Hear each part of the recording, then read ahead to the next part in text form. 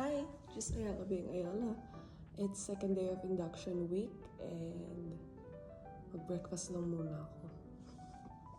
So, ayun na nga guys. While I'm eating breakfast sa school, ito lang pala ang ating outfit check for today. So, nag-dress lang ako kasi late na ako nagising. Kaya ayan, buti na lang paglabas ko may taxi agad. Ito nga pala yung office namin. So, I actually had a chance to organize it the way I want. Yun ang maganda kasi very flexible. Pwede ka laging mag-adjust ng furniture according to your liking. So, I really love it. We had the meeting at 10 a.m. I guess. And then, it's just like a department planning or something.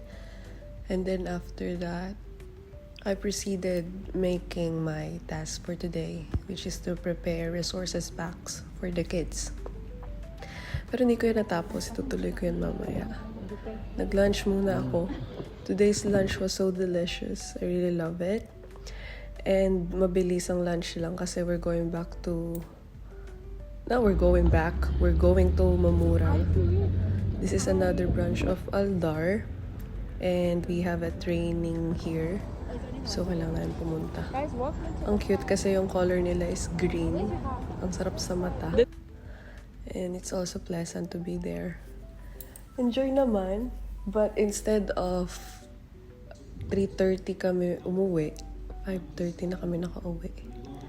Because the training was so long. But it's informative and knowledgeable. I even got a perfect score sa quiz. O, diba? Ayun. During breaks, I ate some cookies kasi inaantok ako. I need some sugar rush. But ayun, fast forward, I think it's already 5 o'clock during this time. Uwi na kami.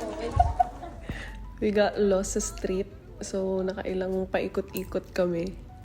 I'm with my colleagues, by the way. We just did some carpool.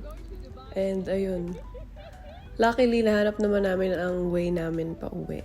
So, magpapahinga muna ako. And actually, today is another day. Thanks so much for watching. Alright, bye!